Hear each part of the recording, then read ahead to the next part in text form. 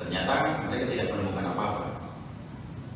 Mereka membongkar seluruh ruangan, kamar, tempat tidur, bahkan daerah-daerah private, ya, bahkan kamar yang harusnya terkunci, yang private pun mereka harus buka paksa, sekalipun mereka akan kembalikan dan dirian. Kamar anak juga begitu. Nah, ya mereka juga terakhir juga nggak menemukan apa-apa. Nah, mungkin saya nggak tahu apakah mungkin dalam kondisi memang, apakah memang sudah cukup kondisi stres atau mungkin sudah depresi juga para penyidik ini. Maka ditemukan itu ada salah satu flash disk. Ditemukan flash disk dan satu buku dari catatan Mas Kusnadi. Buku flash disk ini ditemukan di kamar anaknya Pak Hasto di lantai 2.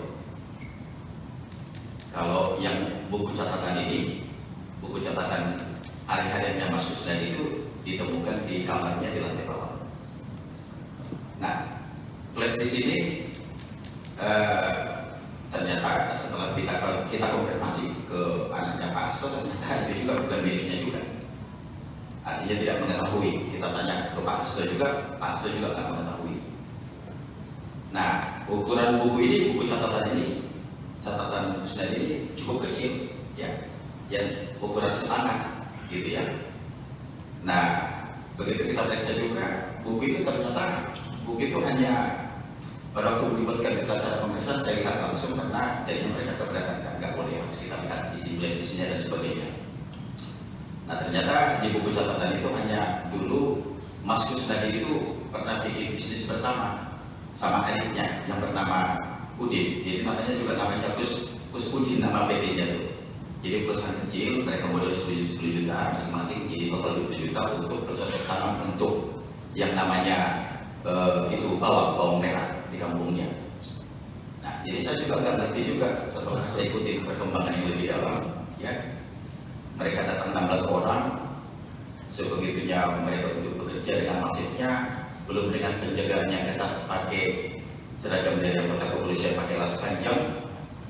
Ya, ini saya kira memang sangat over lah, berlebihan.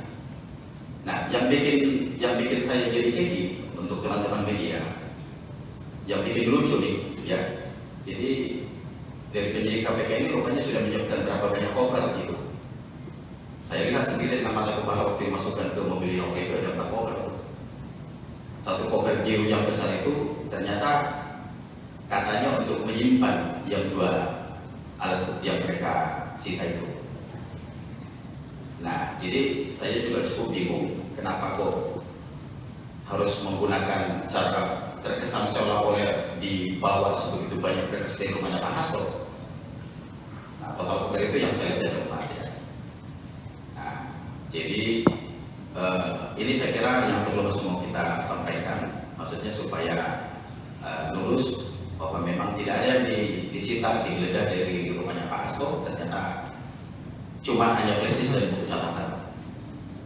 Nah, demikian juga setelah selesai melakukan penggeledahan di kediaman Pak Hasto di Bekasi, mereka lanjut ke Kebagusan. Di Kebagusan itu mereka juga melakukan penggeledahan dan penyitaan, dan ternyata hasilnya 0. Nah, mereka juga tidak mengundang media. Biasanya kan kalau KPK mau apa-apa ini kan mereka sudah, medianya udah siap tuh, udah bocor kemana-mana tuh. Jadi di sana juga mereka tidak menemukan apa-apa. Maka saya patut diduga ya bahwa memang apakah memang ini hanya untuk menjalankan perintah saja, seolah memang sudah dikerjakan penggeledahan ini, yang seharusnya dengan profesional ini harusnya berimbang kan gitu ya. Saya kira cukup tidak beralasan orang sebanyak itu bekerja tetapi tidak menemukan hasil apa-apa.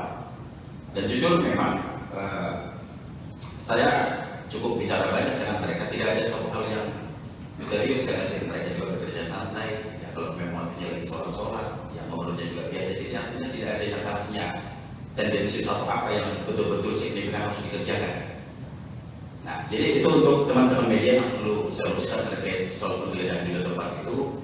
Artinya penyidik KPK tidak menemukan apa-apa, artinya para terkaitan terhadap perkara Harun Masiku yang sudah mereka keluarkan hari ini. Demikian dari saya, Pak Ketua. Download Tribun X sekarang, menghadirkan lokal menjadi Indonesia.